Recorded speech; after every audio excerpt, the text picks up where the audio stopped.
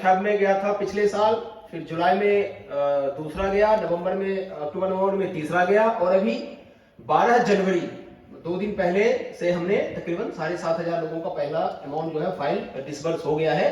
तो चौथा और फाइनल इंस्टॉलमेंट भी लोगों को जाना शुरू हो गया है। लेकिन ओआरओपी में जो मेन है वो ये है कि बहुत सारे वेटरन्स हैं जिनका फिक्सेशन बैंक ने किया था, पहला और दूसरा बैंक ने दिया, उसके बाद स्पर्श पे माइग्रेट होके आ गए, फिर स्पर्श ने देना है, तो बैंक ने बहुत सारे लोगों का फिक्सेशन गलत किया है। तो मेरा आपसे निवेदन यह है कि आप प्लीज एक बार अपना ओआरओपी के हिसाब से बेसिक पेंशन जरूर चेक कर लें। मुझे बेसिक पेंशन चेक करने से रिलेटेड जितनी भी क्वेरी आती है, मैं देखता हूं कि 95% लोगों का बैंक ने गलत किया हुआ है। बहुत कम लोग ऐसे हैं जिनको सही रेट का बेसिक पेंशन बैंक ने फिक्स किया है। तो ये सबसे इंपॉर्टेंट है, तो इसको एक बार जरूर चेक कर लें समय निकाल के कि मेरा जो बेसिक पेंशन ओआरओपी 2 के हिसाब से है, क्या वो सही है या नहीं है। इसके बाद बहुत सारे हमारे वेटरन ऐसे हैं जो छूटे हुए हैं, जिनको अभी तक 1 साल हो गया, अभी तक एक भी इंस्टॉलमेंट नहीं गया है।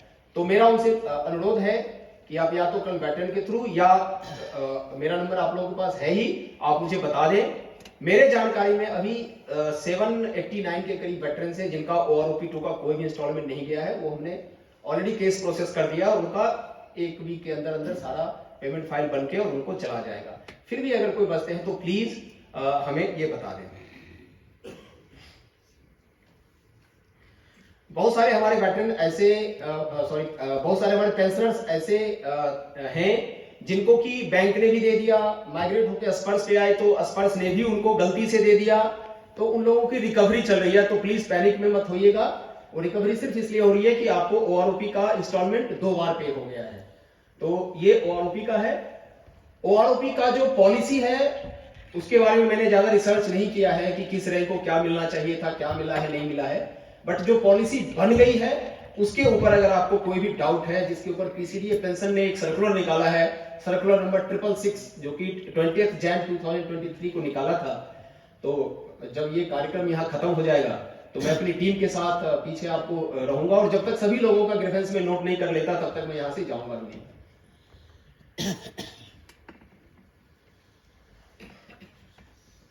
इसके बाद मैं आपको स्पर्श के बारे में बताता हूं। देखिए, स्पर्श में ना लोग पता नहीं क्यों ऐसे डर गए हैं कि स्पर्श से क्या हो गया। स्पर्श कुछ भी नहीं है, ये एक एप्लीकेशन है जिसके तहत हमारे पेंशनर्स को पीसीडीए पेंशन में पेंशन देना है।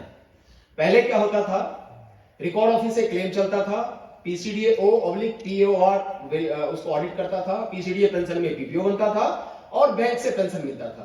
तो उसमें ये 4 एजेंसी इन्वॉल्व होती थी। अभी बैंक वाला जो रोल है वो पीसीडीए ने अपने पास ले लिया है। तो अभी record office, PAOR, PCDO Pune और पीपीओ को सैंक्शन करना और पेंशन डिसबर्स करना, ये दोनों रोल पीसीडीए ने ले लिया है। इतनी सी बात है और कुछ नहीं है। बैंक के लिए आप सिर्फ अकाउंट होल्डर हैं। मैं फिर से बता रहा हूं, बैंक के लिए आप सिर्फ अकाउंट होल्डर हैं। पेंशन से जिन लोगों का स्पर्श माइग्रेट हो गया उसका बैंक से कोई लेना देना नहीं है। सबसे पहले जो इंपॉर्टेंट चीज है स्पर्श के ऊपर वो ये है कि आप एक बार स्पर्श पे लॉगिन जरूर कर लेना। बहुत सारे पेंशनर्स ऐसे हैं जिन्होंने अभी तक स्पर्श जो है अगस्त 2021 से चल रहा है, अभी तक एक बार भी लॉगिन नहीं किया है। तो एक बार प्लीज आप स्पर्श के ऊपर लॉगिन कर लें। इसके बाद जो सबसे इंपॉर्टेंट है, अपना यूजर आईडी और पासवर्ड किसी को ना बताएं। आपका जो यूजर आईडी होता है, जो सर्विस पेंशनर होते हैं, उसका 12 डिजिट स्पर्श पीपीओ नंबर और उसके आखिर में अगर आप 01 लगा देते हैं तो ये 14 डिजिट का जो नंबर होता है ये आपका यूजर आईडी होता है, स्टैंडर्ड है ये। और इसी में जो फैमिली पेंशनर हैं वो 12 डिजिट स्पर्श पीपीओ नंबर, उसके आगे 02 लगा दें तो वो उनका यूजर आईडी होगा। और जो डिपेंडेंट फैमिली पेंशनर हैं वो अगर 12 डिजिट का स्पर्श पीपीओ नंबर के आगे 03 लगा दे तो वो उनका यूजर आईडी होगा। तो यूजर आईडी तो ठीक है, कॉमन, मतलब लोगों को हो सकता है पता भी चल जाए, बट प्लीज अपना पासवर्ड शेयर मत कीजिएगा, क्योंकि स्पर्श के ऊपर आपके बिहाफ में लॉगिन करके कुछ भी किया जा सकता है। तो ये इस चीज का अपने ध्यान देना है। इसके बाद स्पर्श में आप लॉगिन करें, अपना डिटेल देखें, आपको हर महीने पेंशन आएगी। साल में आपने एक बार लाइफ सर्टिफिकेट सबमिट करना है, इतनी सी बात है और कुछ भी नहीं है। हर महीने आपको पेंशन आएगा और आपने साल में एक बार लाइफ सर्टिफिकेट जमा करना है। ठीक, आपको पेंशन कितना आया वो जानने के लिए आपको स्पर्श के ऊपर लॉगिन करना पड़ेगा, क्योंकि हर महीने आपका पेंशन स्लिप उस पर अपलोड होता है। उसके बाद स्पर्श में माइग्रेशन जब आपका होने के बाद एक नया पीपीओ बना है या बनेगा, जो कि स्पर्श पीपीओ कहलाता है, उसको एक बार आप देख लें कि उसमें सारी जानकारी जो दिया हुआ है वो सही है या नहीं है। तो स्पर्श में बस इतनी सी चीजें हैं, बाकी जितनी भी जानकारी उसके ऊपर छूट गई है वो वन टाइम है। आप एक बार किसी को भी रिकॉर्ड को कंसल्टेंट के थ्रू या हमें अप्रोच करके एक बार उसको ठीक करा लें तो वो वन टाइम है, उसके बाद आपको दोबारा उसको ठीक नहीं कराना पड़ेगा। जिसमें बहुत सारी चीजें हैं। सबसे जो ये है कि स्पाउस का डेट ऑफ बर्थ मिसिंग है, बहुत सारे वेटरन का खुद का डेट ऑफ बर्थ मिसिंग है। अब खुद का डेट ऑफ बर्थ मिसिंग होने से क्या है, आपको पता है कि जब एक पेंशनर की उम्र 80 साल से ज्यादा होती है तो उनको एडिशनल पेंशन मिलना शुरू होता है, तो वो उस चीज से वंचित रह जाते हैं। तो ये सारी जानकारी आप देख लीजिए। आपका आधार, पैन, ये सब मिसिंग है, मोबाइल नंबर भी मिसिंग है, होम एड्रेस मिसिंग है, तो कोई बात नहीं, इसमें कोई पैनिक होने की जरूरत नहीं। आपके पेंशन पे इमीडिएट कोई इफेक्ट नहीं डालता है, इसलिए आप धीरे धीरे करके अपने सारी डिटेल्स को अपडेट कर लें, ताकि एक बार अगर डिटेल अपडेट हो जाए तो फिर आपको कोई दिक्कत नहीं होगा। अब मैं आपको कुछ वो चीजें बताऊंगा जो स्पर्श के ऊपर अभी लेटेस्ट चल रहा है, जो कि जिसके ऊपर अभी हम लोग काम कर रहे हैं, जिसके ऊपर की हायर लेवल पे काम हो रहा है। सबसे पहला इशू जो भी चल रहा है वो है कि बहुत सारे हमारे पेंशनर्स ऐसे हैं जिनका डिसेबिलिटी पेंशन स्पर्श पे माइग्रेट ही नहीं हुआ। आपको 2 पेंशन मिल रही थी, आप सर्विस पेंशन ले रहे थे, डिसेबिलिटी एलिमेंट ले रहे थे, लेकिन सर्विस पेंशन माइग्रेट होकर स्पर्श पे आ गया, डिसेबिलिटी पेंशन ड्रॉप हो गया। तो ऐसे बहुत सारे पेंशनर्स थे, तो इसके ऊपर हमने काम कर लिया है।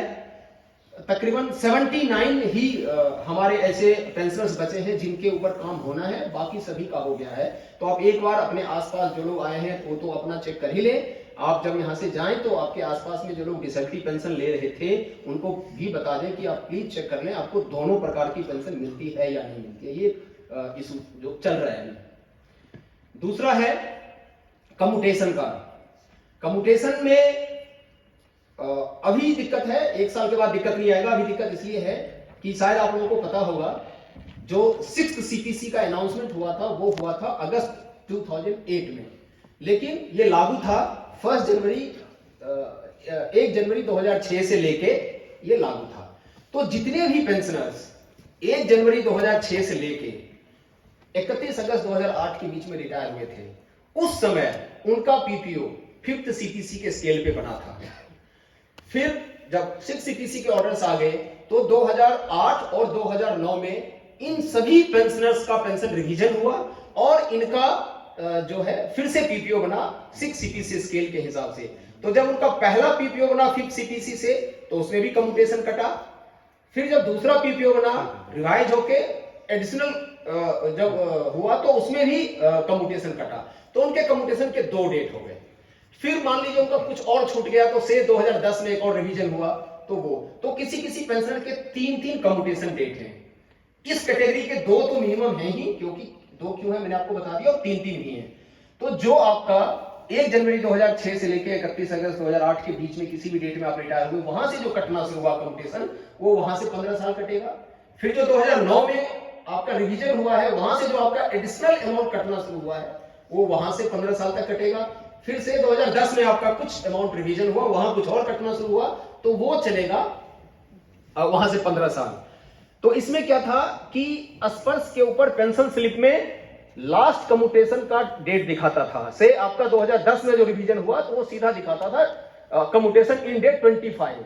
तो बड़ा इसमें ना पैनिक हो गया था कि लोगों को लगता था कि मेरा तो एक 2023 में बंद होना चाहिए था, एक 24 में और एक 25 में। तो ये हमने टीसीएस से केस चेकअप किया था और अभी आपके पेंशन स्लिप में कम्यूटेशन की अलग अलग डिटेल आती है कि कौन सा अमाउंट कब तक कटेगा। तो अभी बिल्कुल क्लियर है, जो 2023 में बंद होना था वो हो चुका है। अभी जिनका 2009 में हुआ था वो 2024 में खत्म हो जाएगा और फिर 2025 में खत्म हो जाएगा।